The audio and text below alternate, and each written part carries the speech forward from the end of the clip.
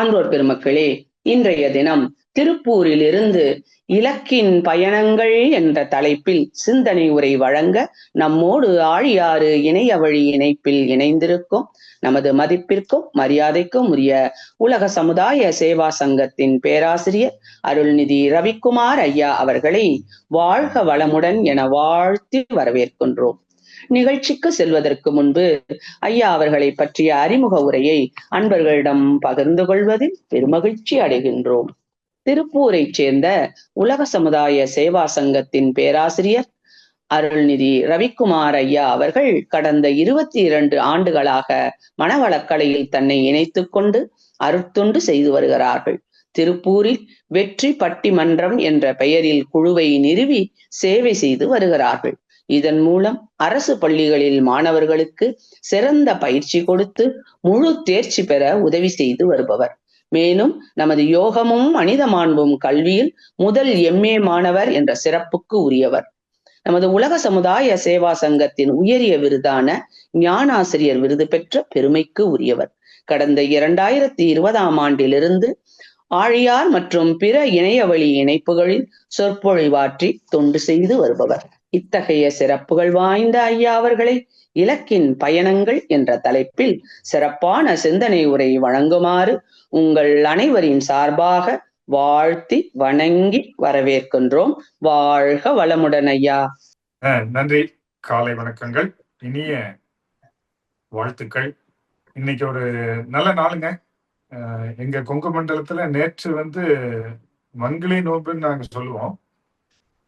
அது சுமங்கலி பெண்கள் சுமங்கலி பூஜைன்னு மற்ற இடங்களில் சொல்லக்கூடிய ஒரு விழா. அது முடிஞ்சு இன்னைக்கு சிவபெருமானியும் பார்வதி தேவையும் தம்பதி சமேதரா பார்க்கக்கூடிய நாள். அதுக்கு பேரு ஆருத்ரா தரிசனம் அப்படின்னு சொல்லுவாங்க. சிவன் கோயில்கள் எல்லாம் பெரிய விசேஷமா இருக்கக்கூடிய நாள். சனிக்கிழமையாம இருக்கிறதுனால மார்கழி எல்லாமே ஒரு புனிதம். நீ அடுத்தது இப்பதான் கிறிஸ்துமஸ், நியூ இயர் எல்லாம் முடிஞ்சது. அடுத்து இஸ்லாமிய பண்டிகை. இந்த மனிதனுடைய ஆபாசங்கள் சுவாமிஜி ஒரு இடத்துல எழுதுறாங்க இல்லையா, இச்சையனும் தீயெறிந்து எரியும் போது அதை மாற்றுவதற்கு வேறு வழி இல்லை, அனைத்தே அணைக்கலாகுங்கிறாரு. அது என்ன காரணம்னா, ஒன்னா நல்ல முறையில அனுபவிச்சு தீர்க்கணும்.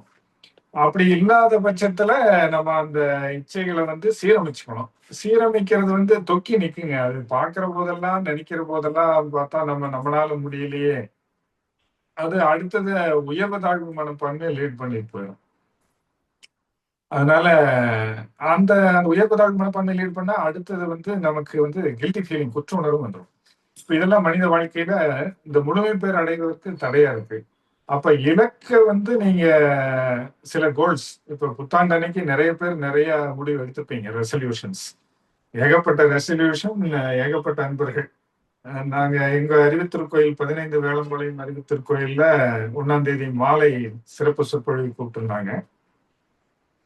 வருஷம் பேசுறதானே, இந்த வருஷம் கலந்துரையாடல் மாதிரி வச்சுக்கலாம் அப்படின்னு சொல்லிட்டு, எல்லாத்துக்கும் என்ன பிரச்சனை இருக்கு என்னன்னு கேட்கலாம் அப்படின்ட்டு அப்படியே மாத்தணும், கலந்துரையாடலாம் பண்ணிக்கலாம் அப்படின்னு.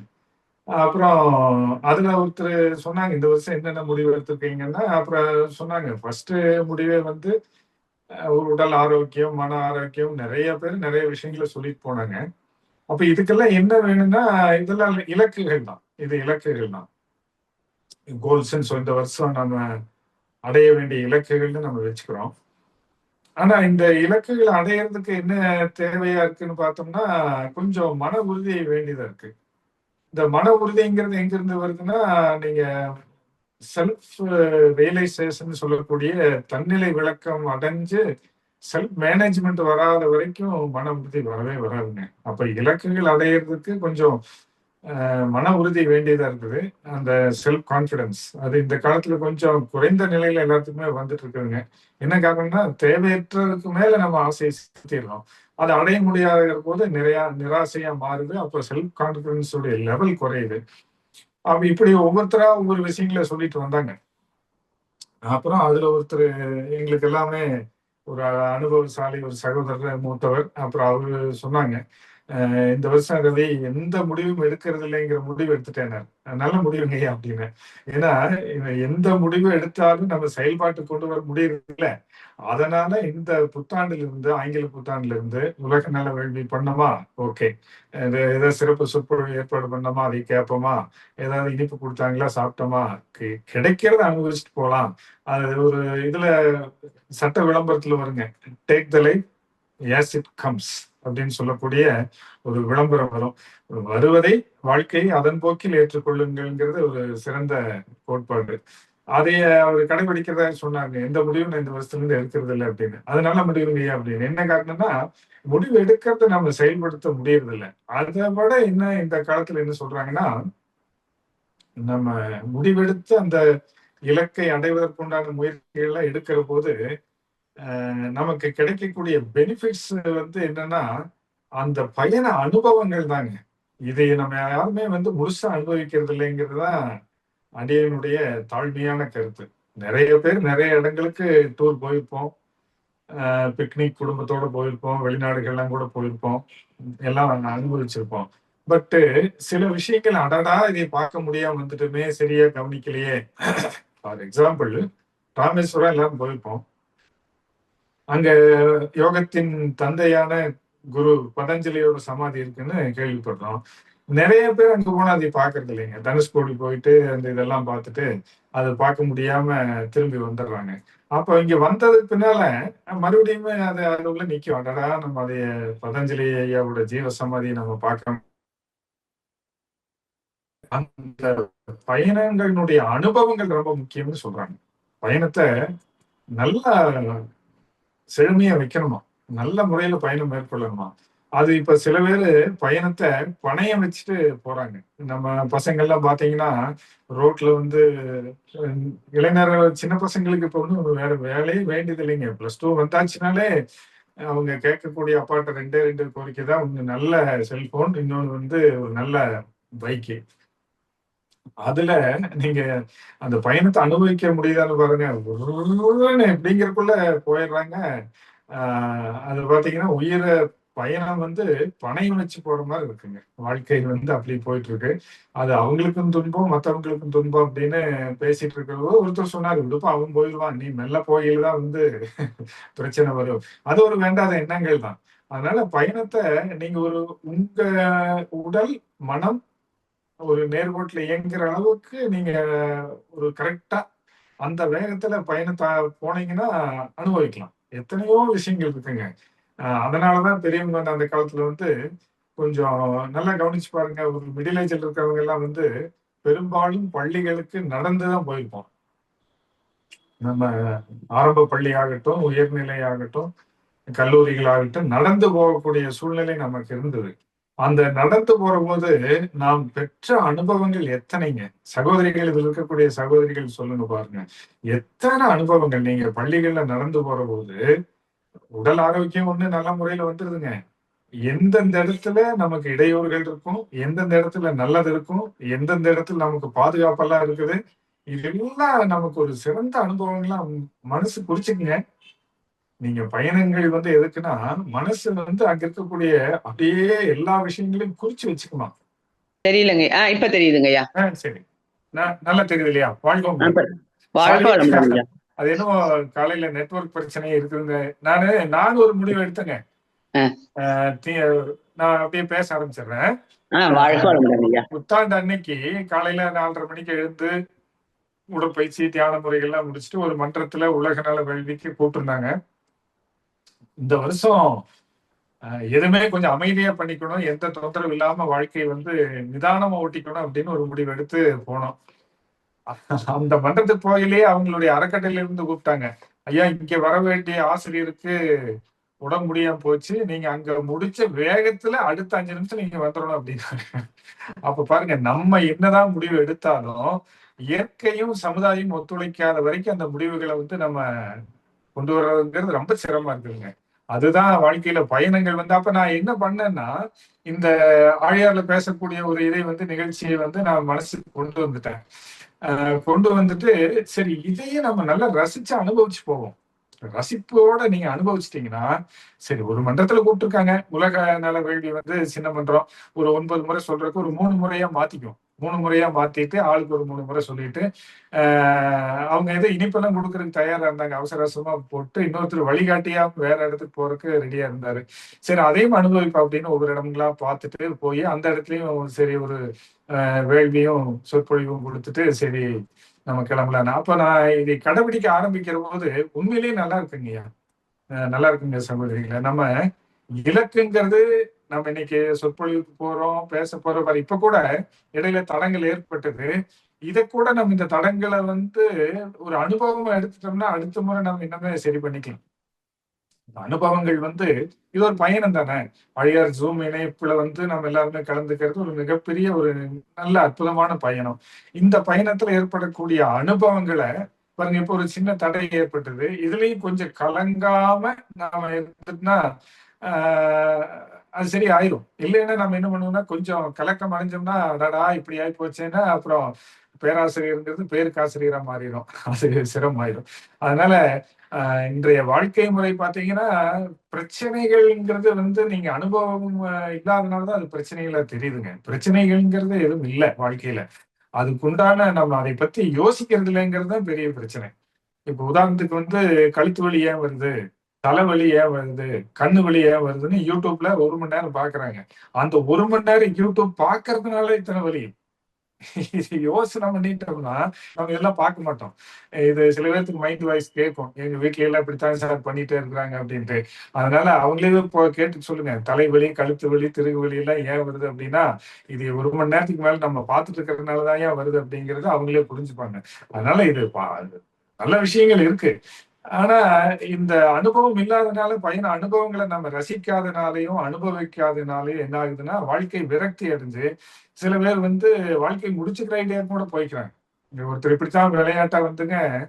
5,00,000 தான் கடனுங்க. பெரிய கடன்லாம் கிடையாது. நம்ம தமிழ்நாட்டிலேயும், இந்தியால எல்லாம் உலக அளவுல எடுத்து பார்த்தா, நம்ம தலையில அதுக்கு மேல கடன் இருக்குமோ என்னமோ தெரியாது. ஆனா, அவரு ரூ. 5,00,000 கடனுக்கு மருந்து குடிச்சிட்டாரு. அவங்க வீட்டார்கள்லாம் என்ன பண்ணாங்க, ரூ. 10,00,000 செலவு பண்ணி இவர காப்பாத்துனாரு. அப்ப அவரு வந்து சொன்னாருங்க, "நான் ரூ. 5,00,000 கடனோட போயிருப்பேன். இப்ப ரூ. 15,00,000 கடன் ஆயிப்போச்சு. பொழச்சு என்ன பிரயோஜனம்? சரி கட்டுவோம்" அப்படின்ட்டு, அ அடுத்த முறை பாருங்க அதான் நம்ம தவறான முடிவு எடுத்தா இயற்கை வந்து அதுக்கு ஒத்துழைக்காதுங்க.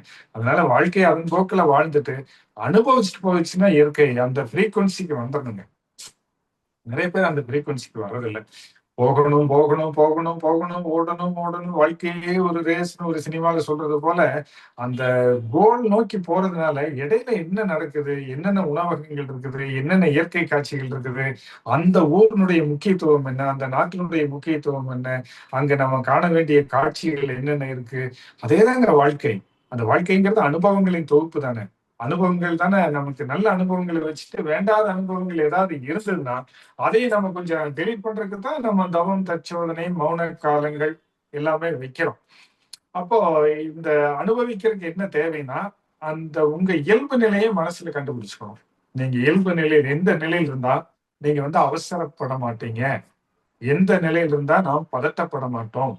எந்த நிலையில இருந்தா நம்மளுடைய மனம், எண்ணங்கள், உடல் நேர்கோட்டுல இயங்கும். இது 3மே ரொம்ப முக்கியம். உடல் அதைத்தான் பாரதியார் சொன்னார். "விசையுறு பந்தினை போல் உள்ளம் வேண்டியபடி செல்லும் உடல் கேட்டேன்." எவ்வளவு நல்ல விஷயங்க. "விசையுறு பந்தினை போல் உள்ளம் வேண்டியபடி செல்லும் உடல் கேட்டேன். அசைவுறா மனம் கேட்டேன். இதை அருள்வதில் உனக்கெதும் தடை உளதோ?" அப்படின்னு சக்திகிட்ட கேட்கிறார். நம்மளும் அத காந்த சக்திகிட்ட கேட்கலாம். அந்த மாரி அதோட நம்ம கேட்க வேண்டியது இல்லைங்க. பேரியக்க மண்டலத்துல இணைஞ்சிட்டாலே போதுங்க.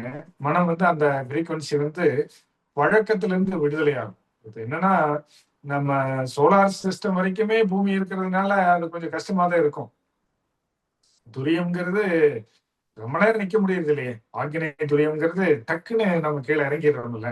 உடல் வந்து புற மனசுக்கு வந்துருச்சுன்னா, அன்ற தொட்டு ஒரு பர்லாங்க அந்த பக்கம் போயாச்சுனாலே அலைச்சூழல் மாறிடுது இல்லையா? அப்ப அந்த அலைச்சூழல் வந்து மாறாம என்னைக்குமே ஒரே இயல்பு நிலையில இருந்தா அந்த அனுபவங்கள் கிடைக்கும். அந்த அனுபவங்கள தடுக்கிறது வேண்டாத அனுபவங்கள் நெறைய இருக்குங்க. அட இவனுக்கு என்னப்பா வேல? இப்படித்தான் என்னைய ஒரு முறை ஒரு நல்ல இதுக்கு சுற்றுலாக்கு அந்த காலத்துல குடும்பத்தோட அழைச்சிட்டு போனாங்க. வேன் வச்சுட்டு நான் அதை பற்றி கொஞ்சம் அந்த குறிப்புகள் எல்லாம் படிச்சு வச்சிருந்தேன். எல்லாமே வந்து அந்த ஊர்ல என்ன இருக்குன்னு. கும்பகோணம் போனா எல்லாருமே மகாமகம், அப்புறம் க்ஷேத்திரத்துல நிறைய இதெல்லாம் பார்த்துட்டு வருவாங்க. ஆனா இங்க ராமசாமி கோயில் ஒண்ணு இருக்குங்க. அங்க இருக்கக்கூடிய சிற்பங்கள் எல்லாமே வந்துங்க கிட்டத்தட்ட நேரா பேசுற மாதிரி இருக்குன்னு ஒருத்தர் எழுதியிருந்தார். நான் அதை மனசு அதை குறிச்சிருச்சு.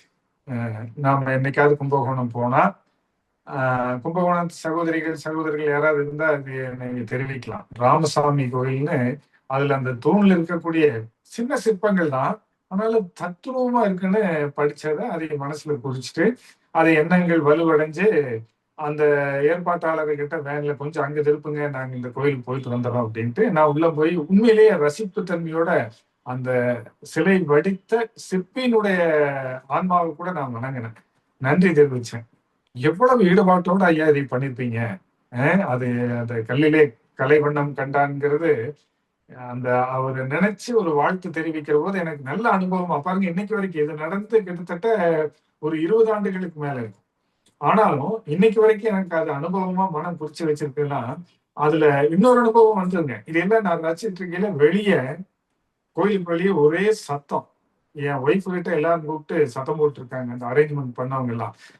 உங்க வீட்டுக்காரரை கொஞ்சம் வர சொல்லுமா, தயவு செய்து கூப்பிடு, அங்க எங்கேயோ நின்று பராக் பார்த்துக்கிட்டு இருக்கிறாரு, வந்து சாப்பிட சொல்லு, சாப்பிட்டு முடிச்சுட்டு அடுத்த கோயில் போகணும். இப்படி எல்லாம் போற பக்கமெல்லாம் நின்று பராக் பார்த்துட்டு இருந்தீங்கன்னா நம்ம எப்படி எல்லா கோயிலையும் போய் பார்க்கறது? அப்போ இதுல என்னங்க இலக்கு? நம்ம இலக்குங்கிறது வந்து ஒரு இடத்த இயற்கை காட்சிகளை ரசித்தல்ங்கிறது முக்கியமான இலக்கு.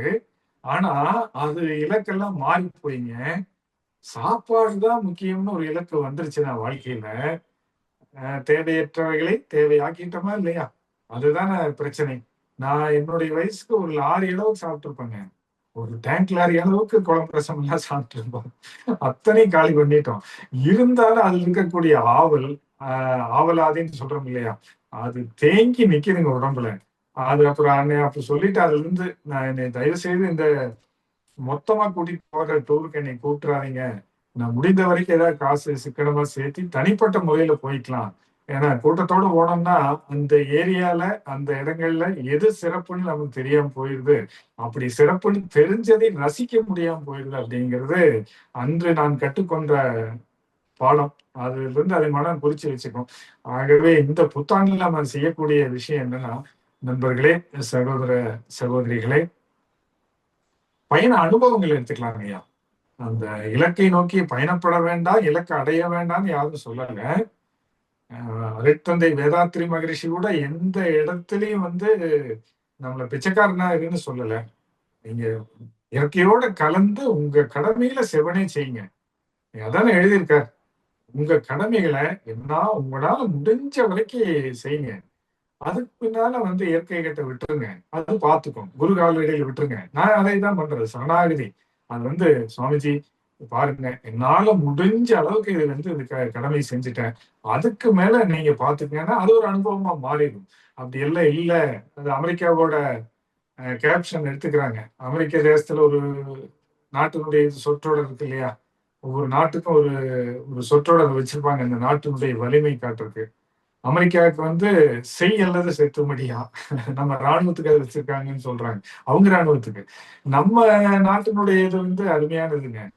கடமையை செய், பலனை எதிர்பாராதே அப்படின்னு எவ்வளவு ஒரு ஆன்மீகத்துல தலைத்த ஒரு மண்ணில நாம பிறந்திருக்காங்கிறது அதுக்கு எத்தனை குருமார்கள். இறுதியாக பூத்த இந்த டார்வின் தேரியில இறுதியாக இயற்கை எனும் நந்தவனத்துல இறுதியாக பூத்த மலர் மனிதன் அருட்தந்தை சொல்லுவாங்க. நம்ம சொல்ல வேண்டியது இந்த அற்புதமான இந்த ஆன்மீக பூமியில இறுதியாக உன்னதமாக பூத்த மலர் நம்ம குரு அப்படின்னு சொல்லலாம். அத்தனை ஆராய்ச்சி பண்ணி வாழ்க்கையை அவங்கள ரசிச்சிருக்காங்க இல்லையா. ரசிப்பு இருந்ததுனாலதானே குருமார்கள் எல்லாம் வந்து அந்த அனுபவங்களா அதோட ஃபைல் க்ளோஸ் ஆயிருங்க. அந்த குறிப்பு எடுத்துருச்சுன்னா மனம் வந்துங்க நிறைவு அடைஞ்சிரும். அதான் நிறை மனம். இல்லைன்னா அது குறை மனமா இருந்துட்டே இருக்கும். நீங்க பார்க்கலங்கிற ரிஃப்ளெக்ஷன் நிறைய இடத்துல இருக்குங்க. நீங்க இந்த இடத்துக்கு போனா ஐயோ நான் பார்க்காம வந்துட்டேனே, தெரியாம வந்துட்டேனே, யாரும் சொல்லலையே. ஒரு ஊருக்கு போனா இந்த ஊர்ல இந்த சாப்பாடு நல்லா இருக்கும்னு கூட சொல்லியிருப்பாங்க. அங்க போனா அது அதடா நான் வாங்காம வந்துட்டேனே, சாப்பிடாம வந்துட்டோமே அப்படிங்கிறது ஆஹ், இருக்குங்க. அது என்னதான் பண்றது? குறிப்பா மலை பிரதேசங்கள்ல இந்த பேக்கரி ஐட்டம் எல்லாம் நல்லா இருக்குங்க. நல்ல டேஸ்டா இருக்கும். நீலகிரி மாவட்டம் முழுவதுமே அதையே வந்து இங்கேயே செய்யறாங்க. ஊட்டி வரைக்கும் இங்கேயே செய்யறாங்க. அது அவ்வளவு டேஸ்டா இருக்காது. அங்கிருந்து வந்தாதான் அந்த டேஸ்ட் இருக்கும். இதை விட இதே இது வந்து எங்க ஊருக்கு பக்கத்துல தாராபுரம்ங்கிற ஊர்ல அந்த காலத்துல ஒரு செஞ்சுட்டு இருந்தாங்க. அது ஒரு விதமான இனிப்பா இருக்குங்க. அதெல்லாம் இன்னைக்கு அழிஞ்சு போச்சு. அப்புறம் நான் ஒரு இடத்துல போய் கேட்டேன், இந்த ஊர்ல ஒரு ஸ்பெஷல் இருக்குங்களே அப்படின்னு. அப்புறம் இருக்குங்கன்னு சொல்லி ஒருத்தர் கொண்டு வந்து கொடுத்தாரு. பாருங்க அந்த மனம் குறிப்பு, அந்த பயண அனுபவம் அது நிறைவு அடைஞ்சிருச்சுங்க. இனிமேல எனக்கு அதுல ஆசாபாசங்கள் பெருசா ஒண்ணு இல்லை. அதை அனுபவிச்சிட்டோம். அனுபவிச்சதுனால அச்சமர அனைத்தே அணைக்கலாகுங்கிறார். நீங்க பாருங்க அந்த ஆசைகளை அச்சமர தீங்கில்லாத ஆசைகள், அது பிறர்க்கோ நமக்கோ தீங்கில்லாத ஆசைகள். அப்போ அனுபவத்துல பயணங்கள்ல பெறக்கூடிய நல்ல அனுபவங்கள்ல அந்த ஆசாபாசங்களை நம்ம அனுபவிக்காத வரைக்கும் குறைமனம் தாங்க. அது எனக்கும் ஒரு ஒரு சின்ன ஒரு பதார்த்தம் சாப்பிடறதுல என்ன துன்பம்? பெரிய விலை மில்ல ஒரு 15 ரூபாய் தான் வாங்கினார். அதுவும் ஒரு பெரிய துன்பம் இல்லை. அதனால தனக்கோ பிறர்க்கோ தற்காலத்திலோ பிற்காலத்திலோ துன்பம் அளிக்கலைன்னா அதை நீங்க தாராளமா அனுபவிக்கலாமே. அதை யாரும் வேண்டாம்னு சொல்லியே. அந்த அனுபவத்துக்கு நம்ம அனுபவிச்சிட்டீங்கன்னா பயணம் சுலபமாயிருங்க. இல்லைன்னா இந்த முழுமை பெறுவதை நோக்கிய பயணம் என்ன ஆகுன்னா, கொஞ்சம் குறைமனதோடு இருக்கிற போது கடைசி நேரத்துல போய் ஐயையோ இதெல்லாம் திரும்பி பார்க்கிறேன்னா, சொல்றாங்க இல்லையா? புத்தர்னுடைய தத்துவத்துல அந்த 3 விஷயங்கள்ல 3வது விஷயத்தை அதைத்தானே சொல்றாங்க. என்னன்னா, ஒரு லெவல்ல நம்ம வாழ்ந்து போதுங்கிற ஒரு மனோபாவம் வந்ததுக்குனால சித்தர்கள்லாம் ஜீவ சமாதி அடைஞ்சாங்க. மகரிஷி வேண்டான்ட்டாங்க. கடமையை செய், நிறைவா வாழ்ந்திருப்பா போதும் அப்படின்னு. அதுல அவங்க புத்தர் சொன்ன விஷயம், கொஞ்சம் திரும்பி பாருங்க. அஹ் என்னால் இந்த சமுதாயத்துக்கு ஏதாவது பங்களிப்பு ஆற்ற முடிஞ்சிருக்குதுங்கிற ஒரு திருப்தி இருந்ததுன்னா, உணர்ச்சி வயம் இல்லாத மனோபாவத்துல, அது ரொம்ப முக்கியம். உணர்ச்சி வயம் இல்லாம, உணர்ச்சி மயத்துல நம்ம எடுக்கக்கூடிய முடிவோ எண்ணமோ ஒரு நேர்மறையா இருக்காது. அது தவறான எண்ணமா தான் இருக்குங்க. அந்த நிலையில உணர்ச்சி மயம் இல்லாத நிலையில நீங்க அப்படியே உங்க மெல்ல மெல்ல குடைந்து நின்றாடா வினைகடன்னு திருமந்திரத்துல வர்றதுதான். அதுல அனுபவிச்சு பார்த்தோம்னா என்னால ஒரு நல்ல பங்களிப்பு இந்த சமுதாயத்துக்கு நான் பண்ணியிருக்கேன். அது உண்மையிலேயே பரவாயில்ல அப்படிங்கிற ஒரு திருப்தி இருந்ததுன்னா இந்த பயண அனுபவம் நல்லா இருக்குதுன்னு அர்த்தங்க. இல்லைன்னா பயண அனுபவம் வந்துங்க பள்ளமும் மேடும் பறந்து திரிவரே கள்ள மனமுடைய கல்வி இளாரேன்னு திருமந்திரத்துல வர்றதுதான். யாதும் ஊரே யாவரும் கேளுன்னு சொன்ன திருமந்திரம் ஒரு இடத்துல அருமையா பதிவு பண்றாரு போலர். உள்ளத்தில் உள்ள உளவள தீர்த்தங்கள் மெல்ல குடைந்து நின்றாடார் வினைகட. அந்த இதெல்லாம் குறிப்பு அனுபவிக்கலைங்கிற குறிப்பெல்லாம் வந்து வினைய உள்ள இருக்குங்க. மெல்ல குடைந்து நின்றாடார் வினைகட பள்ளமும் மேடும் பறந்து தெரிவரே. எவ்வளவு அழகா அந்த காலத்துல எழுதியிருக்காருங்க. பள்ளம் எப்பேற்பட்ட பள்ளம்னு அனுபவிங்க. அடே இது பள்ளமா, இது மேடா, இது இவ்வளவு உயரமான மேடா, பள்ளமும் மேடும் பறந்து தெரிவரே கள்ள மனமுடைய கல்வி இளாவேன்னு எவ்வளவு அழகா திருமந்திரத்துல சொல்றாங்க. எனக்கு அந்த அனுபவம் இருக்குங்க. ரிஷிகேஷ் ஒரு முறை என் குடும்பத்தோட போயிட்டு திரும்பி வர்ற போது மாலை நேரத்துல எனக்கு ஒரு பதட்டம் ஆயிடுச்சு. அந்த கங்கா ஆரத்தி மாலை நேரத்துல இருந்தது, அதை பார்க்கணுங்கிறதுனால வண்டியை திருப்பணும். அப்பவும் அந்த ஓட்டுநர் சொன்னாருங்க, பார்க்க முடியாதுங்க, காலையில பார்த்துக்கலாம் அப்படின்னு. இருந்தாலும் எப்படியாவது பார்த்துடலாம் அப்படிங்கிற ஒரு பாருங்க அந்த வேகத்துல அங்க ஒரு அற்புதமான மகானுடைய ஒரு ஆசிரமம் இருந்ததுங்க.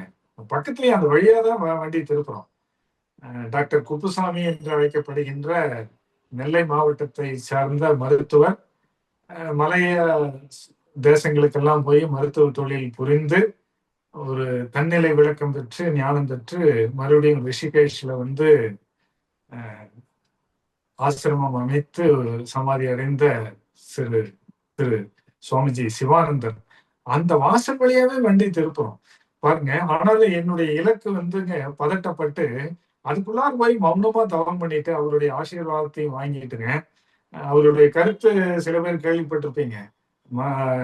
அருட்தந்தையினுடைய கருத்துல ஒரு பாட்டு அதுலயும் வரும். அவருடைய கருத்து மிகச்சிறப்பா சொல்லியிருப்பாருங்க. இந்த மாதிரி மற்றவர்கள் அழைக்காத வரைக்கும் அவங்க விஷயத்துல நீ எந்த காரணத்தை கொண்டும் தலையிடாதேன்னு, அப்பதான் மனம் கெடாமல் இருக்கும் அப்படின்பார். அதைத்தான் சுவாமிஜி கவலை ஒழித்தல்ல 3 இதுல சொல்லுவார். கவலைகள் வராமல் இருக்கிறதுக்கு நீங்களே கவலைகளை விருத்தி பண்ணிக்காதீங்க. நான் சும்மா இருக்க மாட்டாங்க, கவலைப்பட்டே இருப்பான். நாளைக்கு என்ன ஆகுது, அதை இப்போ கடமை பெஸ்டா பண்ணேன், அது அந்த அனுபவத்தை எடுத்துக்குவேன். இல்ல ஐயோ இப்படி ஆயிருமா, அது தானே விருத்தி பண்ணிக்காத. 2வது அடுத்தவங்க பிரச்சனையில மூக்க நுழைக்காத அவங்க அனுமதி இல்லாம. அதைத்தான் சிற்பாவானந்தரும் சுவாமி சிவானந்தரும் அறுதிட்டு சொல்றாங்க. மகரிஷி 3வது விஷயம் கடமைகளை மறக்காதேங்கிறது. கவலைக்கு நம்ம கடமைகளை மறந்து கொண்டு மறந்துடக்கூடாது அப்படிங்கிறத சொல்றாரு. அதுல ஒரு பகுதி அவர் வலியுறுத்தி சொல்றாரு. அந்த வாசல் வழியே திரும்பின வண்டிங்க நேரா போயிங்க ஹரித்துவார் போய், அங்க ஹரித்துவார்ல தான் மாலை நேரத்துல இது இருக்குமா, அந்த கங்கா ஆரத்திங்கிறது. அதைய பார்க்கலான்னு போய் அதுவும் முடிஞ்சு போயிடுச்சுங்க. திரும்பி போறதுக்கும் வழி இல்லை. ரிஷிகேஷ்ல இருந்து மறுபடியும் இங்க ஹரித்துவார் காலையில வேற ஒரு ப்ரோக்ராம் ஆகி போச்சு. என்னதான் பண்ண முடியும் பாருங்க. அது எனக்கு இப்ப தொக்கி நிக்குதுங்க. அது அந்த நேர் அந்த சூழ்நிலை எங்க இருக்குங்க. இனி என் வாழ்க்கையில கிடைக்குமானா கொஞ்சம் கஷ்டம்தான். மனசுல அந்த குறை இருந்துட்டே இருக்கு. அந்த பயண அனுபவத்தை அப்ப என்னுடைய மனம் வேகப்பட்டதுனால, ஒரு அதை அடையணுங்கிற ஒரு தவறான இலக்கு எடுத்ததுனால என்னாச்சுன்னா இந்த அனுபவம் இல்லாம போச்சு. பாத்தீங்கன்னா அடுத்தது நம்ம அடுத்தடுத்து பாத்துக்கலாம். அந்த வீடியோல கூட பாத்துக்கலாம். அதுக்கு இன்னும் கூட சரியா முயற்சி எடுத்து வேற இடம் போகாம இருந்து கரெக்டா அது போய் வந்திருந்தா கூட நல்லா இருந்திருக்கும். அந்த பயண திட்டமே தவறா இருந்திருக்குது. இலக்குகளை மட்டும் முக்கியமா வச்சுட்டு அனுபவங்களை பெறாம வந்தது ஒரு இன்னைக்கு வரைக்கும் தொக்கி நிற்குதுங்கிறது தான். இதே போல மனித வாழ்க்கையில இதைய செவிமடுத்து கொண்டிருக்கக்கூடிய அனைவருக்கும் இந்த அனுபவம் இருக்குங்க. இல்லாம இருக்கவே இருக்காது. அந்த வேண்டாது உள்ள கொஞ்சம் ஆராய்ச்சிக்கு எடுத்துட்டீங்கன்னா அது தவமணில உங்களுக்கு காமிச்சு கொடுக்கும். நல்ல தவத்துல ஆக்கினையிலேயே முடிஞ்ச வரைக்கும் ரொம்ப நேரம் நின்னோம்னா ஏகப்பட்ட அனுபவங்கள். நம்ம அதுக்குள்ள தவம் எடுக்கிறவங்க துரியன்னு சொல்லிடுறாங்களா, மேல போயிடும். அதனுடைய ஃப்ரீக்வன்சி வேற. இங்க 16, 17ல இருந்து 13 கொண்டு வர்றதுக்குள்ளாரையே அவர் 8 கொண்டு போறதுக்கு முயற்சி எடுத்துருவார். துரியம்னு மேல கொண்டு போயாச்சுன்னா அப்புறம் இதைய நம்ம என்னங்கிறது கணக்கெடுக்க முடியாமையே போயிடுது. அதனால வாய்ப்பு இருக்கிற போது அந்த ஆக்கினையிலேயே நம்ம இந்த புறமணம் அடுத்த வாசல் தானே, புறவாசல் தான் இது. புறமணங்கிறது புறவாசல், இது நடுமணத்துக்கு வர்ற உள்வாசல். உள்ள நுழையறதுக்கு முன்னாலேயே வெளியே என்னென்ன அனுபவங்கள் இருக்குதுன்னு அதுக்குத்தான் இந்த மார்கழியில மதி நிறைந்த நாள்னு வாசல்லாம் கூட்டி கோலம் எல்லாம் போட்டு பூ வைக்க சொல்றது. அதுதான் மணக்கோலங்கள்ல என்னென்ன இருக்குதுங்கிறத மனசை கூட்டி ஒரு நல்ல பூ வைக்கணும். அது பூசணி பூவோ இல்ல என்ன பூவோ அதுக்கும் ஒரு அர்த்தமெல்லாம் சொல்றாங்க இல்லையா. அப்ப மனம்ங்கிற இதை வாசலை கூட்டுறது ஆக்கினையில கூட்டிடலாங்க, நல்லா கூட்டிடலாம். ஆனா அதுக்குள்ள நீங்க ஜம்ப் பண்ணி மேல போயாச்சுன்னா கொஞ்சம் பிரச்சனை இருக்கும். ஆனா மன்றங்கள்ல அது ஓகே, நம்ம அதுதான் பண்ண முடியாது. குறித்த நேரத்துல முடிக்கலைன்னா அவங்க உடம்புதான் அங்க இருக்கும், மனசு வேற போயிருன்னு ஐயா சொல்றாங்க. அதனால குறித்த நேரத்துல அது முடிச்சிடுறது. தனிப்பட்ட முறையில நம்ம இந்த பயண அனுபவங்களை எதெல்லாம் மிஸ் பண்ணோம் அது போகட்டும். நான் கூட அதை விட்டுட்டேன். இனி வாய்ப்பு கிடைச்சா பார்க்கலாம், இல்லைன்னா அது ஒன்றும் பெரிய ஆசை இல்லை. நம்ம தவறு பார்க்காம வச்சுட்டோம் அப்படிங்கிறது ஒரு இது. அதனால அதை விட்டுறலாம் அப்படிங்கிறது ஒரு அடுத்த மனோபாவத்துக்கு வந்தாச்சு. அப்போ எதெல்லாம் முடியுமோ, எதெல்லாம் நமக்கு அனுபவிக்க முடிஞ்சதுன்னு அனுபவிச்சிடலாம். அனுபவிக்க முடியலன்னா நாம என்ன பண்ணலாம்னா வேற வழி கிடையாதுங்க. நீங்க போய் பார்க்கறதுனா போய் பார்த்துட்டு வந்துடலாம். பக்கத்துல எல்லாம் இருந்ததுன்னா இனி மேற்கொண்டு எல்லாருமே அந்த அனுபவங்களை நல்லா அனுபவிச்சுட்டு போனோம்னா இலக்கு தன்னை போல சேரும். அந்த இடத்துல குரு கடாட்சம்ங்கிறது அதுதான். இலக்கை நம்ம சுலபமா அடையிறதுக்கு ஒன்றும் இல்லைன்னா கூட, இலக்கை அடையலைன்னா கூட இந்த அனுபவங்களே ஒரு பாக்கியமா நிக்குங்க. வெற்றி தோல்விங்கிறதுல என்ன இருக்குது. ஆன்மீகத்துல இந்த ரிசல்ட் மாணவர்கள்லாம் ஐயா நான் பாஸ் பண்ணிடுவேன்னா எல்லாரும் பாஸ் தான் ஐயா, எல்லாருமே பாஸ் தானே. நாம அது எப்படின்னு கேட்டாரு. அப்புறம் நான் தனிப்பட்ட முறையில சொன்ன வேடிக்கையா, எல்லாரும் ஒரு நாள் பாஸ் ஆகி போயிருவோம், அந்த பாஸ் இல்ல இது, பரீட்சையில பாஸ் பண்ணி என்ன பண்ண போறோம். அது அனுபவங்கள். இந்த ஆன்மீகத்துல ஆகட்டும் இதுல ஆகட்டும் கல்வித்துறையில பாஸ் பண்ணணும். அது ஒரு பெஞ்ச் மார்க்னு அவங்க வச்சிருக்காங்க. இதெல்லாம் பாஸ் பண்ணாதான் அடுத்த வகுப்பு போக முடியும். பட் ஆன்மீகத்துல பாஸ்ங்கிறது என்ன இருக்குங்க. செட்டில்மெண்ட்னு என்னெல்லாம் இருக்கு, அதெல்லாம் ஒண்ணும் கிடையாது. நம்ம இருக்கக்கூடிய நல்ல அனுபவங்களை தக்க வச்சுட்டு முடிந்தால் அடுத்த தலைமுறைக்கு அதை பாஸ் பண்ணிட்டு போறது மிகச்சிறந்த அனுபவங்களா இருக்கும். பாருங்க, அடுத்த தலைமுறையும் சுவாமிஜி சொன்ன மாதிரி, சிவானந்தர் ஐயா சொன்னது போல, நீங்க கேட்டா மட்டும் சொல்லுங்க, நல்லா சொல்லுங்க, எதையும் மறைச்சு சொல்லாதீங்க. மறைச்சு மறைச்சு சொன்னதுனால என்ன ஆச்சுன்னா, அவங்களுக்கு உண்டான அனுபவங்களை உள் மனசுல இருக்கிறத மேல் மனசு கொண்டு வராம புற மனசுல தடுத்து தடுத்து சொன்னதுனாலதான் நம்ம பாரம்பரிய வைத்தியங்கள், நாட்டு வைத்தியங்கள், அருமையான ஒரு சமையல் குறிப்புகள், வாழ்க்கை அனுபவங்கள் நமக்கு ஒரு பொக்கிஷமா இல்லாமையே போயிடுச்சே இல்லையா? அதுக்கு என்ன காரணம்னா, கொஞ்சம் நம்ம அவசரம், முன்னோர்கள் கிட்ட கேட்கறதுக்கும் தயார் இல்லை. பணம் நோக்கிய ஒரு பயணம்ங்கிறது இந்த காலத்துல அதிகமா போயிடுச்சு. ஆனா பணம் ஜெயிக்குமானா ஒரு சூழ்நிலையில போர் அடிச்சு போயிருது இல்லையா? அதனால அது வெற்றிங்கிறது ஒரு நிரந்தரமான வெற்றி இல்லை. அதை தக்க வச்சுக்கிறது ஒரு நல்ல விஷயம். அது ஒரு அனுபவங்களா எடுத்துட்டு, இப்போ மணி மேக்ஸ் மணின்னு சொல்றதெல்லாம் கூட ஓகே தான். அதை இன்வெஸ்ட் பண்ணணும், அதை பண்ணணும், இதை பண்ணணும், அதை நோக்கி அனுபவங்களே இருக்கிறத விட என்னுடைய தகுதிக்கும் திறமைக்கு இது போதுங்கிற ஒரு நிலை. அதனால என்னால என்ன முடியுமோ அனுபவங்களா பெற்றுக்கொள்வேன். அடுத்த தலைமுறை கேட்டா கூட வாய் விட்டு மனம் விட்டு தெளிவா சொல்லிடலாம், பாருப்பா, என்னால இதுதான் முடியும், என்னால முடிஞ்சதை நான் பண்ணிட்டேன், உங்களால என்ன முடியுமோ அதை பெஸ்டா பண்ணுங்க, என்னுடைய அனுபவத்தை நான் கேட்டீங்கன்னா நான் உங்களுக்கு ஷேர் பண்றேன் அப்படிங்கிறது நல்ல அனுபவமா போயிருங்க. அவங்களுக்கும் வேதனை பட மாட்டாங்க.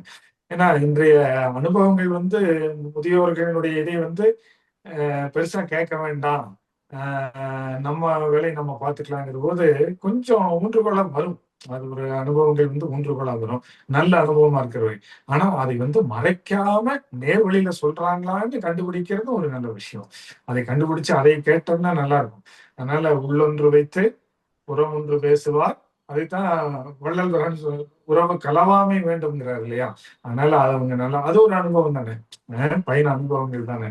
அதனால இதை கேட்டு நாங்க ஒரு முறை ஆழியார் வந்தப்பவுமே அருள் தந்தையை குருவா மதிக்கக்கூடிய வள்ளல் பிரானுடைய அந்த சிலையெல்லாம் பார்த்தோன்னே, என்னைக்காவது ஒரு முறை போயிடணும் அப்படின்னு ஒரு 2 வருடங்களுக்கு முன்னால அங்க இருக்கக்கூடிய பேராசிரியர் நல்ல அருமையா உதவி பண்ணாருங்க.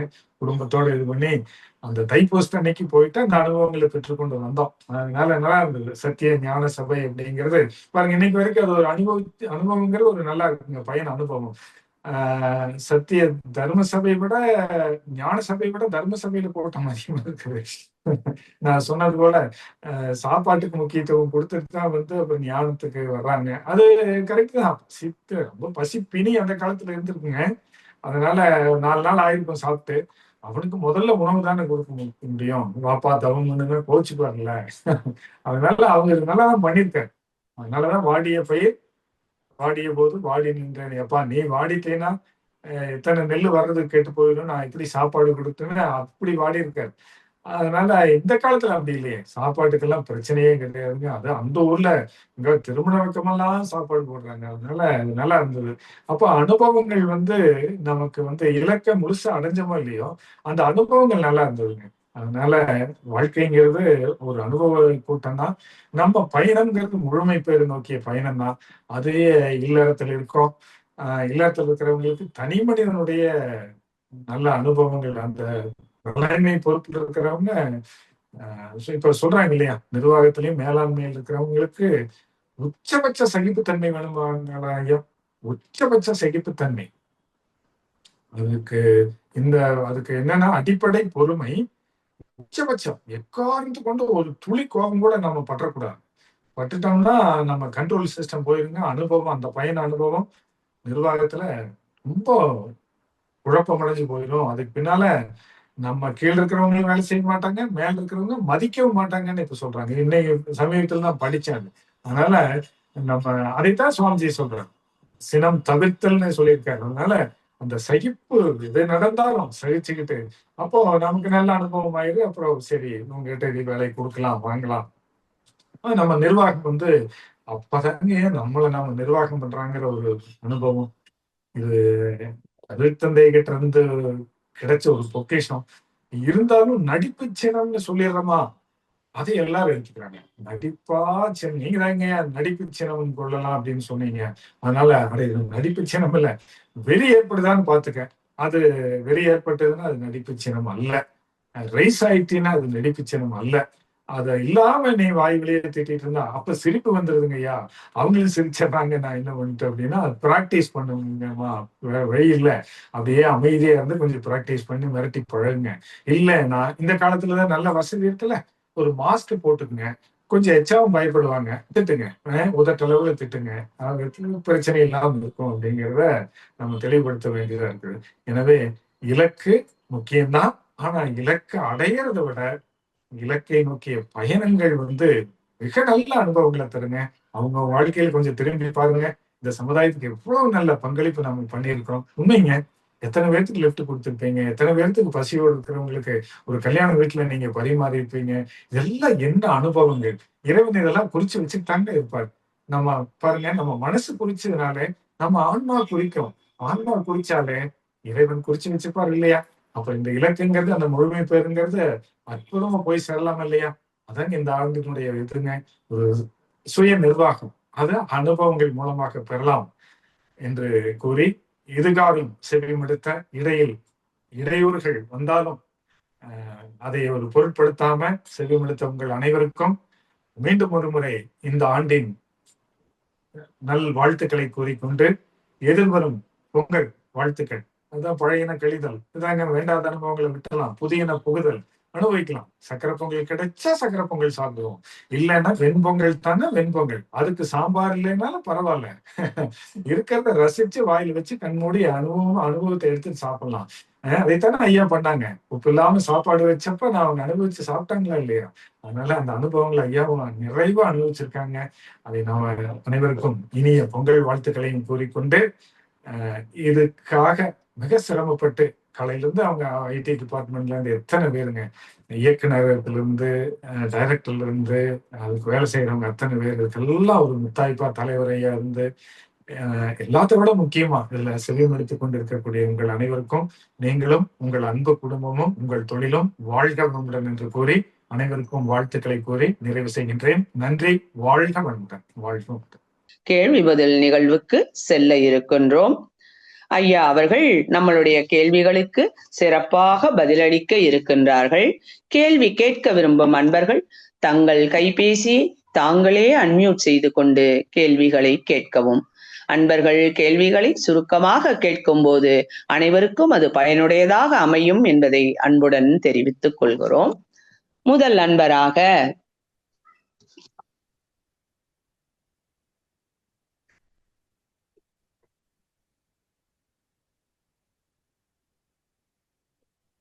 வாழ்க வளமுடன்.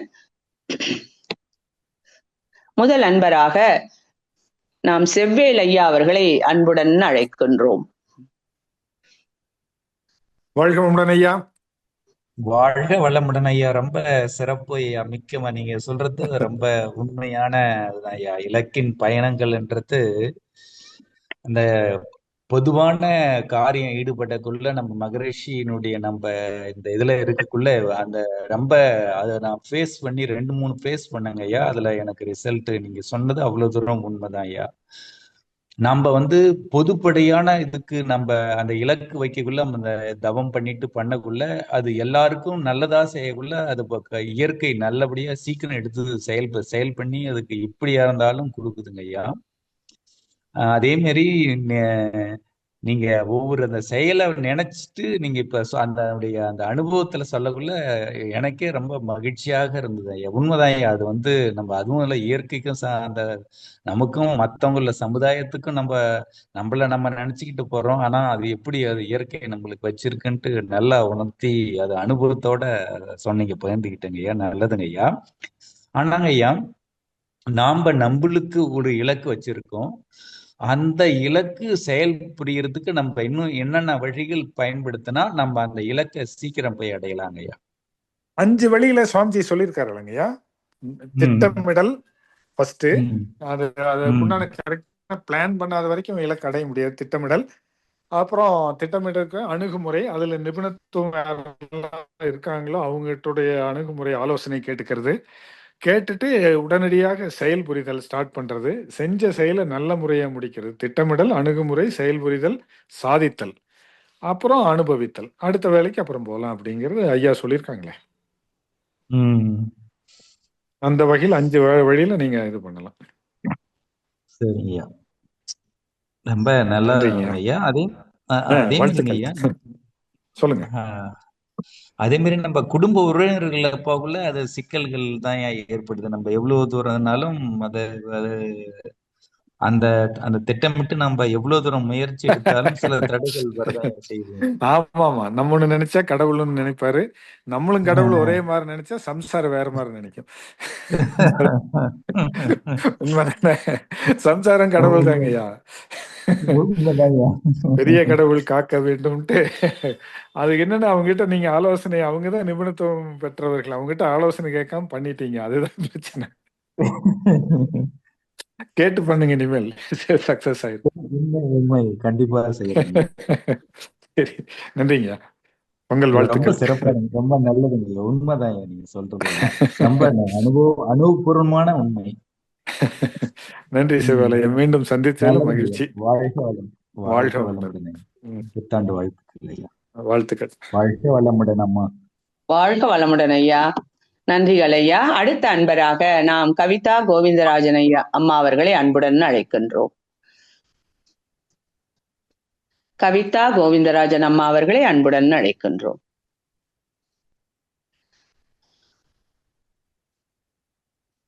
அன்மியூட் கொடுத்திருக்கேன் பாருங்கம்மா. கேக்குதுங்களாம்மா? கேக்குதுமா. கவிதா மேடம், வாழ்க வளமுடன். சொல்லுங்க. வாழ்க வளமுடன் ஐயா.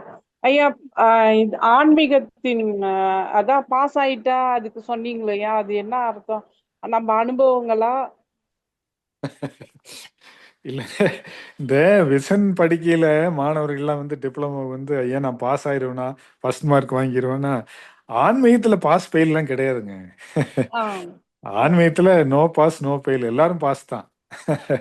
நல்ல ஆன்மீகத்துல உயர்ந்து வந்தோம்னா நல்ல முறையில மேல பாஸ் ஆகி போவோம். புரிஞ்சதுங்களா இல்ல கவிதா மேடம்? இல்ல, ஆன்மீகத்தின் அனுபவங்கள் சொன்னீங்க இல்லைங்க, அது ஒரு இலக்கு. ஆமா, ஆன்மீகத்துல வந்து நீங்க வந்து அல்லதை விடுதல், உள்ளதை உணர்தல், நல்லதை செய்தல், சுவாமிஜி சொன்னதான். வேண்டாததை விட்டலாம், உள்ள அதை உணர்தல், தெய்வம் நம்மளை வழி நடத்திட்டு இருக்குது, குரு கடாட்சம் இருக்கு, நல்லதை செய்தல், போதுங்க. அதான் ஆன்மீக அனுபவம். அதான் ஐயா, எதுக்கு ஐயா ஊட்டி வர்க்கியெல்லாம் ஏதோ ஒரு எதுக்கு சொன்னீங்களா? தத்துவத்துக்கா எதுக்கு சொன்னீங்க?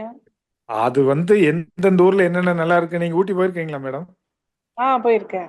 வரிக்கி பிஸ்கட்ல வாங்கி சாப்பிட்டுருக்கீங்களா? அங்க அக்காவே அங்கதான் இருக்காங்க, அப்பப்போ வாங்கி. அப்புறம் என்ன, அதுதான் அந்த அனுபவம் நல்லா இருக்கும் இல்லையா? போனா வாங்கிட்டு வர சொல்லுமா, இல்லம்மா கொடுத்தோன்னு அக்காட்ட சொல்றீங்க இல்லையா? அது மனசு குறிச்சு வச்சிருக்கலாம். அங்க வாங்கினா என்ன இருந்தாலும் உங்க ஊர்ல நல்லா இருக்காது, அங்கதானே நல்லா இருக்கும். ஆமா, அது உதாரணத்துக்கு இதே போல ஒவ்வொரு ஊர்லயும் ஒரு நல்ல விஷயம் இருக்குங்க. நீங்க அந்த ஊரை எல்லாம் கடந்து போய் அதெல்லாம் அனுபவிக்காமயே போயிடுறோம். அப்ப இலக்கப்பட்டு அடைஞ்ச என்ன பிரயோஜனம்? இந்த அனுபவம் மிஸ் ஆயிருச்சு இல்லையா, அதுக்கு சொன்னேன். கரெக்டுங்களா? சரி, நன்றிமா. வாழ்க வளமுடன். நன்றி.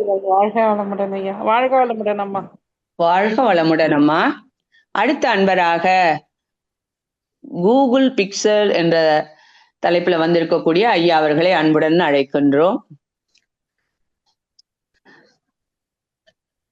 ராஜாராமன் ஐயா அவர்களை அன்புடன் அழைக்கின்றோம். ஐயா, அன்மியூட் கொடுத்திருக்கேன் பாருங்க ஐயா.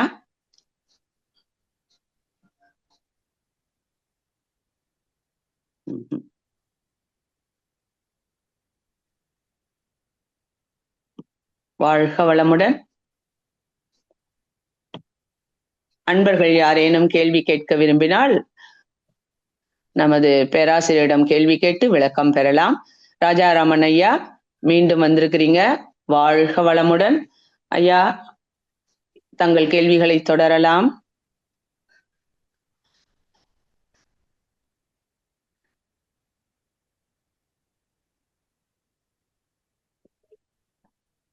ராஜாராமன் ஐயா, அவர்னால இணைய முடியல போல இருக்கு.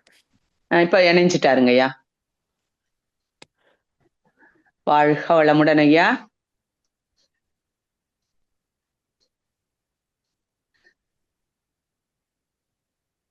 ஐயா வாழ்க வளமுடன். ராஜாராமன் ஐயா ஐயா வாழ்முடன். வாழ்க வளமுடன் ஐயா. வாழ்வுமுடன். கேக்குதா? நல்லா கேக்குதுங்கய்யா.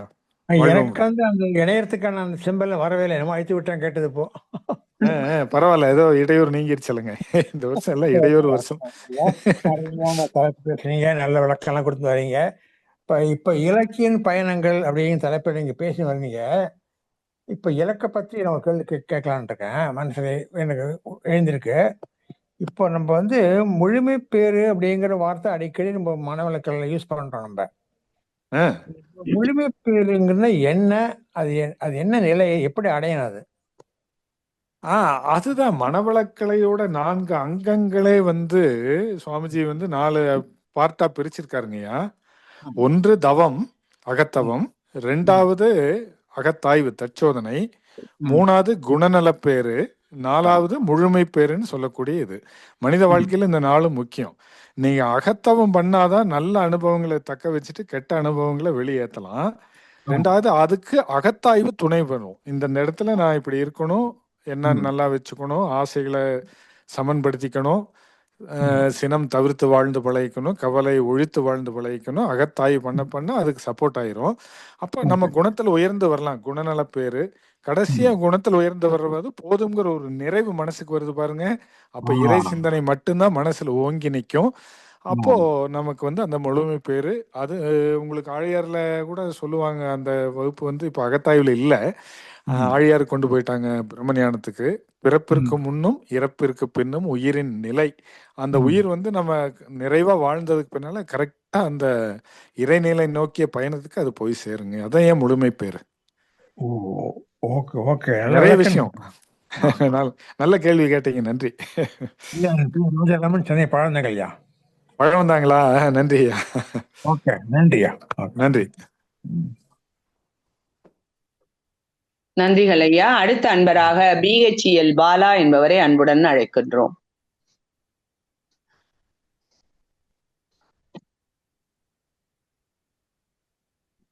BHEL பாலா என்பவரை அன்புடன் அழைக்கின்றோம். அம்மா வாய்ப்புக்கு நன்றிங்கம்மா. வாழ்வளமுடன்மா. வாழ்வளமுடன் பாலா சார்.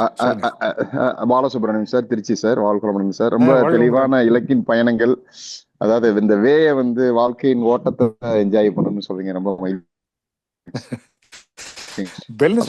ஆகினையில ஒரு பாயிண்ட் சொன்னீங்க.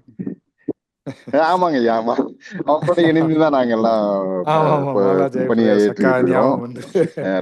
மாலா ஜெயபிரகாஷ். ஆமாங்க ஐயா, நல்லா இருக்கு. நல்லா இருக்கேன், ரொம்ப மகிழ்ச்சிங்க ஐயா. பெல் மன்றத்துல அப்ப இருந்தே எழுதி பண்ணிட்டு இருக்கோம். ரொம்ப சந்தோஷம் ஐயா. அதான் ஐயா, இப்ப ஆகினையில ஃப்ரீக்வன்சி குறையுது, அதுலயே கண்டினியூ பண்ணணும்னு ஒரு பாயிண்ட் சொன்னீங்க ஐயா. அது எனக்கு கேட்ச் ஆகல. இப்ப நம்ம வந்து மன்றத்துல அடுத்தடுத்த அந்த டைமிங்க்கு அடுத்த நிலைக்கு போயிடுறோம். ஆனா வீட்டுல இருக்கும்போது ஆகினையில இருந்தா நம்ம ரொம்ப நேரம் இருக்கலாம். சிந்தனை ஓட்டம் அப்படிங்கிற மாதிரி ஒரு பாயிண்ட் சொன்னீங்க, நான் கேட்ச் பண்ண முடியல. பாலா, அது வந்து நீங்க நமக்கு கண்ணை மூடி உட்கார்ந்ததுக்கு பின்னாலதானே பட்டை கிளப்புது எண்ணங்கள். ஆமா, சிந்தனை, எல்லா சிந்தனையும் வருது. ஆமாங்க. அது என்னன்னா வெளியே இருக்கிற அந்த அலைச்சூழல்ல அவ்வளவு ரெக்கார்ட் ஆயிருக்குது மைண்ட்ல, மூளையில பாஸ் ஆயிட்டே இருக்குது. மூளை வந்து நம்ம எண்ணங்களை ஒரு புலன்ல கொண்டு வந்து நிறுத்திட்டோம். அத்தனை புலன்கள் அனுபவம் அங்க பாஸ் ஆகி வந்துட்டே இருக்குது. நம்ம அந்த பாஸ் ஆகி ஒவ்வொன்னா விடுபட்டு வர்றதுக்குள்ளார, விடுதலை ஆகிறதுக்குள்ளாரையே நம்ம மேல போயிட்டோம்னா இது விடுதலை ஆகாமையே தொக்கி நிக்குது. நீங்க அதாவது இன்னும் புரியுற மாதிரி சொல்றேன். நீங்க 20ல 22 ஃப்ரீக்வன்சியில தவத்தில் உட்கார்றீங்க. அந்த 22ல இருந்து தானே 13ங்கிறது ஆக்கினை. நீங்க ஒரு 17 வரைக்கும் கஷ்டப்பட்டு எண்ணங்களுடைய தாக்கத்துல இருந்து குறைஞ்சு வந்திருப்பீங்க. 17ல வந்துட்டீங்க. டக்குனு இவங்க துரியத்துக்கு 8 கொண்டு போயிருவாங்க. அப்ப நீங்க 13ல இருந்து 8ங்கிற போற போது இந்த 13ல இருந்து 18 வரைக்கும் இருந்த 5 ஃப்ரீக்வன்சியில பெற்ற அனுபவங்கள்லாம் தொக்கி தான் நிக்கும். அதுக்கு என்ன மட்டும் இல்ல, சில நேரங்கள்ல சுத்த வழியில இருப்போம். திரும்பவும் வந்து நம்ம வந்து பேரிக்க மண்டலத்துக்கு வருவோம். அது மாதிரி நிலைங்களும் வந்துருது. ஆமா, இங்க எங்க ஊர்ல தக்காளி 5 கிலோ 6 கிலோ 100 ரூபாய்னா துரியாதீத மாதிரி அந்த ரோட்ல போற ஒரு சத்தம் வந்து நம்ம டிஸ்டர்ப் பண்ணிடும், காலிங் பெல் டிஸ்டர்ப் பண்ணிடும். அதெல்லாம் பொருட்படுத்தாம நம்ம பண்றது. ஆமா, அது மன்றங்கள்ல ஓகே. கூட்டுத்தவத்துல இன்னும் நல்லதுங்கய்யா. 13 கூட்டுத்தவ தவறு கிடையாது. கூட்டுத்தவல எல்லாரும் யாரோ ஒருத்தர் பேராசிரியர் அந்த மாதிரி அவங்க அந்த அனுபவம் டக்குன்னு அவங்க ஆல்ரெடி 15ல இருந்து 13க்கு வந்துட்டாங்கன்னா அவங்களுடைய கருமையும் உங்களையும் சேர்ந்து இழுத்துட்டு போயிடும். கூட்டுத்தவம் பெஸ்ட் தான். பட் இருந்தாலும் நமக்கு வந்து தனிப்பட்ட முறையில ஆர்கனைல் நல்லா நிலைச்சு அதான் ஒன்றி நின்று அறுவை பழக்கங்கிறாரு இல்லையா அருட்தந்தை, அந்த நிலைக்கு வந்துட்டோம்னா மனம் அறிவாயிருங்க, அது சூப்பரா மாறிடும். எண்ணம் ஆராய்தல் அல்லது நம்ம ஒரு டாபிக் எடுத்துக்கிட்டு நம்ம செயல்படுறோம்னா துரியத்துல இருக்கலாங்களா ஐயா, ஆகியனையில இருக்கலாங்களா? துரியம் தாங்க ஐயா, மேலையில் தானே, மேலதானே எண்ணங்கள் மோதிர இடம் தானே பீனியல். ஆமா. ஆமா, அதுக்கு நீங்க ஆகினை நல்லா பண்ணாதான் உங்களுக்கு துரியம் நல்லா செட் ஆகும். அது ஃப்ரீயா இருக்கல நம்ம ஆகினை. அதனாலதான் நம்ம ஆகினை தீட்சை கொடுத்தோடனே சும்மா இருக்க நேரத்துல பூர்வ மையத்துல கவனத்தை வைங்கன்னு சொல்றது. யாரு வச்சா? ஆமா, சாப்பிடும் போது மத்த சிந்தனை இருக்கும் போதும் பூர்வ மத்தியில இருந்து செயல்படணும்னு சொல்றது. அப்ப என்ன ஆகுனா அது நல்ல வழி காமிச்சிருக்காங்க ஐயா. நம்ம அவசர உலகத்துல இருக்கிறதுனால அந்த வழிய பின்பற்றலைங்கிறது தான். அதுக்கு தான் நான் சும்மா இருக்கிற நேரத்துல கொஞ்சம் ஆகினையில பிராக்டிஸ் பண்ணிக்கங்க. டக்குன்னு அந்த 13ல இருந்து 8 போற ஒரு பக்குவம் வந்துருச்சுன்னா நல்லா இருக்குங்கிறது வந்துரும். எந்த செயல்லயும் நிதானம் விழிப்புணர்வோட இருக்கலாம். கண்டிப்பாங்கய்யா, கண்டிப்பா. ரொம்ப மகிழ்ச்சிங்க ஐயா, வாழ்த்துக்குங்க ஐயா. வாழ்த்துக்கள் தொண்டு தொடரட்டும். வாழ்த்துக்கள். நன்றி. வாழ்க நன்றிங்க. வாய்ப்புக்கு நன்றிங்கம்மா. வாழ்க வளமுடன். வாழ்க வளமுடன் ஐயா. அன்பர்கள் யாரேனும் கேள்வி கேட்க விரும்பினால் நமது பேராசிரியரிடம் கேள்வி கேட்டு தெளிவு பெறலாம்.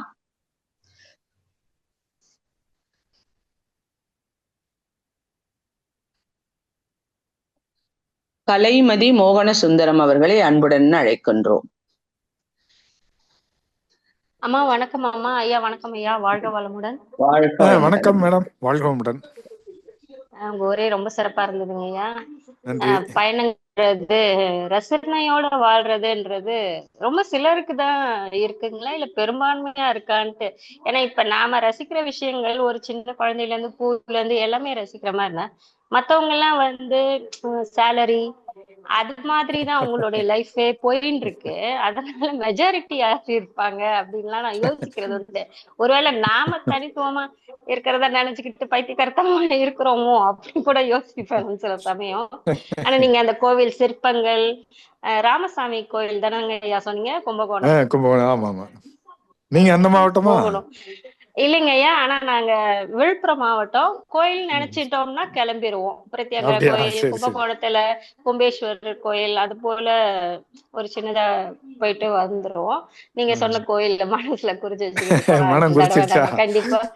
ஆமா, ஏன்னா இப்ப சுசீந்திரத்துல தானுமாலையன் கோயில், அது போல கோவில் மட்டும் இல்ல, நல்ல நல்ல இடங்கள்.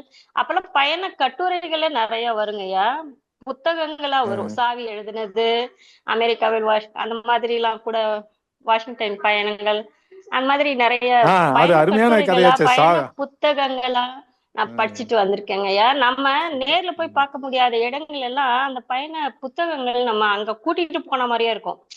துசாட் மெழுகு சிலை, அந்த அருங்காட்சியகம், இதெல்லாம் மேடம் துசாட், இதெல்லாம் பார்க்கும்போது நம்ம போய் பார்க்கலனாலும் நம்ம இருந்த இடத்துல அதை ரசிக்கிறோம், பாக்குறோம் அப்படின்றது ஒரு சந்தோஷம் தாங்க ஐயா. நிறைவான வாழ்க்கை தான் நம்மளுக்கு. எல்லாமே நம்ம ரசிக்க தெரியுது அப்படின்றதே ஒரு நிறைவான விஷயம் தாங்க ஐயா. ஆனா நீங்க பேசும்போது சகிச்சுட்டு போகணும்னு சொன்னீங்க சில தடவை. சகிச்சுட்டு போனா சலிப்பு வராதுங்களா ஐயா? அதாவது நான் சொன்ன அதுக்கு முன்னால் ஒரு பாயிண்ட் சொன்னேன். நிர்வாகத்துல மேலாண்மையில இருக்கிறவங்களுக்கு இந்த காலத்துல மிக முக்கியமான தேவை சகிப்புத்தன்மைன்னு.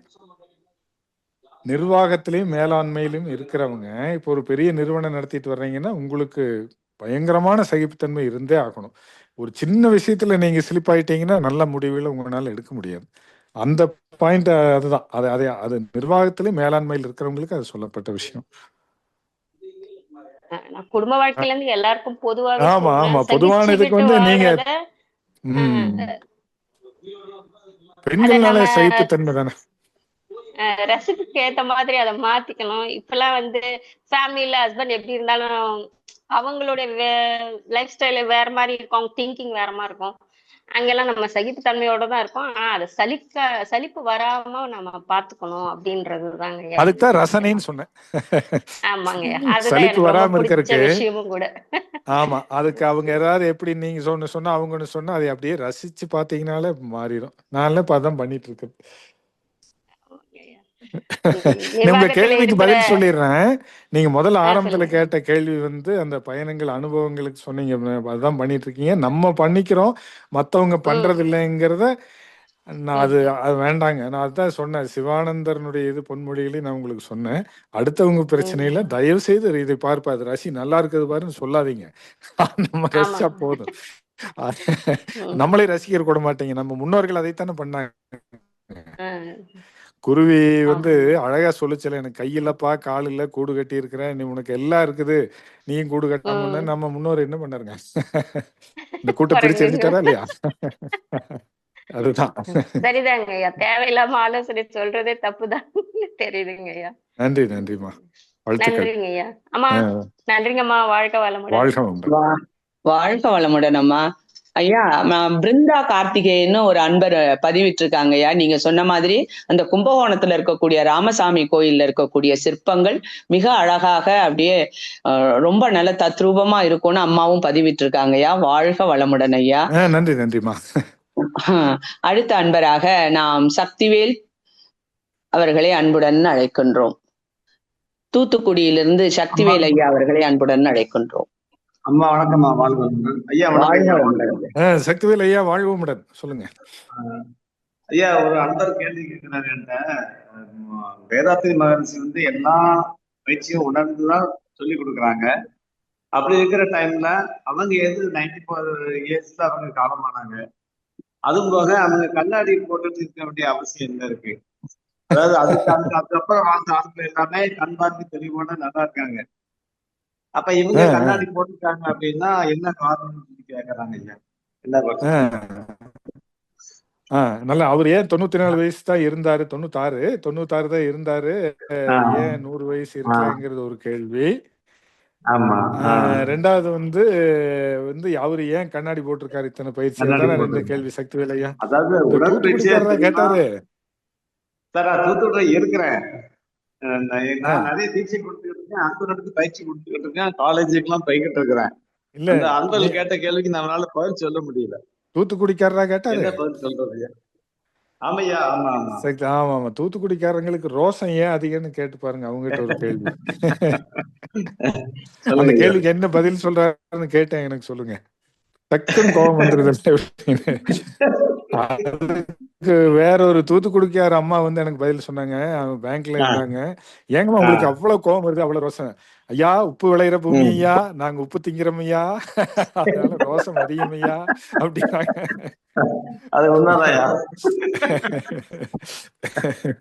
அப்படின்னு சொன்னாங்க.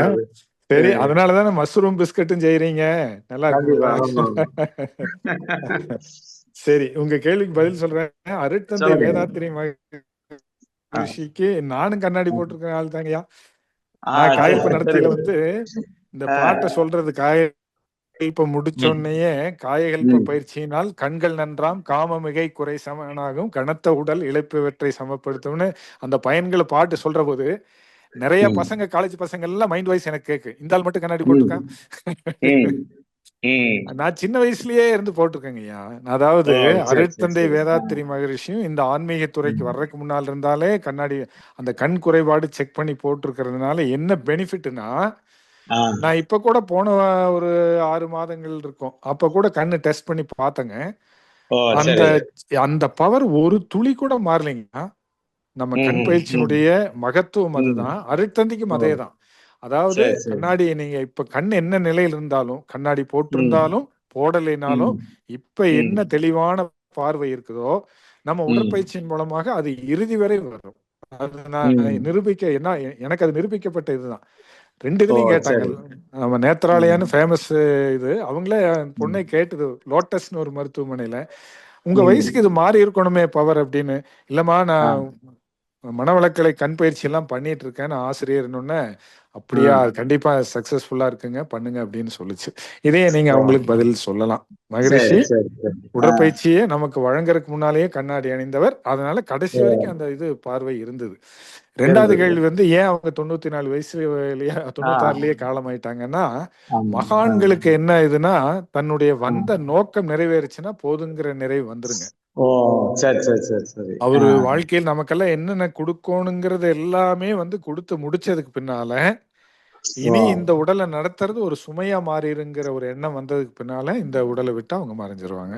வந்த நோக்கம் வந்து நிறைவேறிடுச்சுன்னு அவருக்கு தோணுச்சு. உங்களை எல்லாம் இந்த மாதிரி கொடுத்துட்டு போயிருக்காங்க இல்லையா, அதனால நம்ம அதை பார்த்துக்கோங்கிற ஒரு நல்ல நம்பிக்கையோட வந்து அவரு நான் எல்லாமே கொடுத்துட்டேன் அப்படிங்கிற ஒரு திருப்தியோட மேல இருந்து, ஆனாலும் சக்தி களத்துல பேரியக்க மண்டலத்துல இருப்பாங்க. டவுட் வந்தா அங்க போனா நம்ம இணைஞ்சிருவாங்க. அதாங்க அதுக்கு பதில். நன்றி சக்திவேல் ஐயா, உங்கள் வாழ்த்துக்கள். வாழ்க வளமுடன். நன்றிகள் ஐயா. அடுத்த அன்பராக விஜயலட்சுமி அம்மா அவர்களை அன்புடன் அழைக்கின்றோம். விஜயலட்சுமி அம்மா.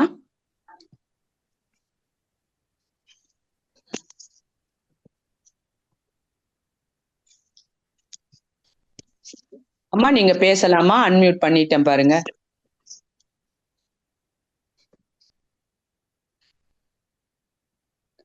விஜயலட்சுமி அம்மா.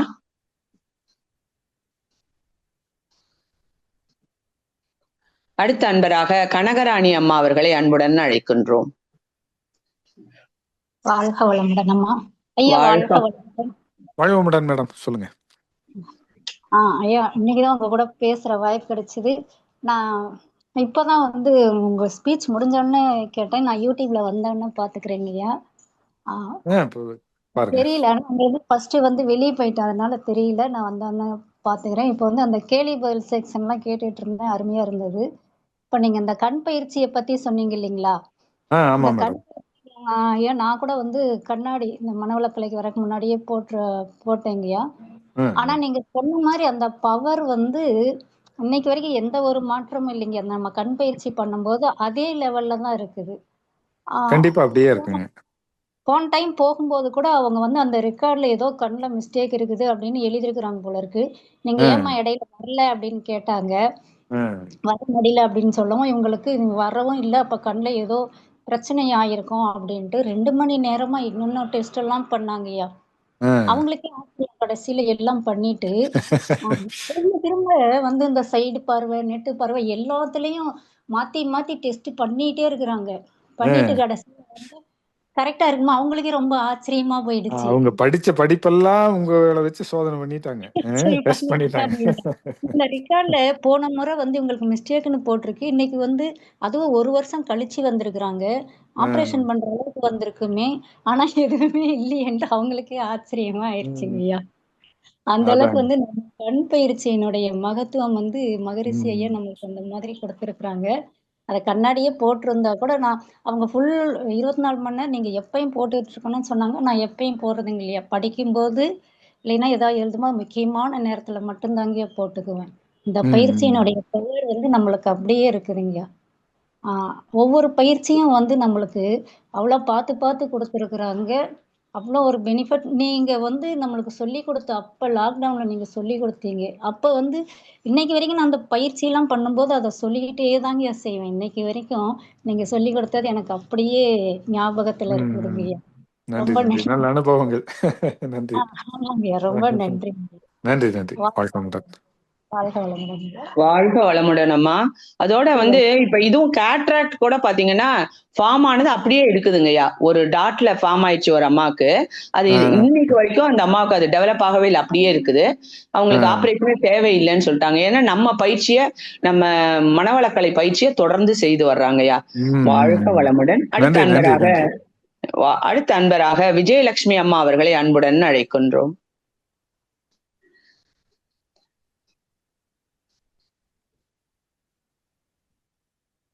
விஜயலட்சுமி அம்மா.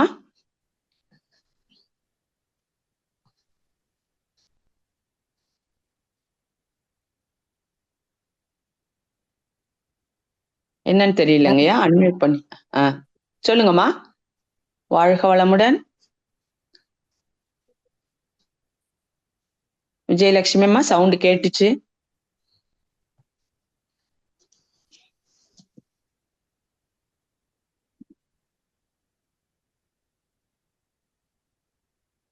வாழ்க வளமுடன். ஐயா நிகழ்ச்சியை நிறைவு செய்துக்கலாங்களா ஐயா? நிறைவு செஞ்சுக்கலாங்கம்மா. நன்றி, நல்லா பண்ணீங்க. உங்களுக்கும் பொங்கல் வாழ்த்துக்கள். வாழ்க வளமுடன் ஐயா. வாழ்க வளமுடன். நல்லா இருந்தது.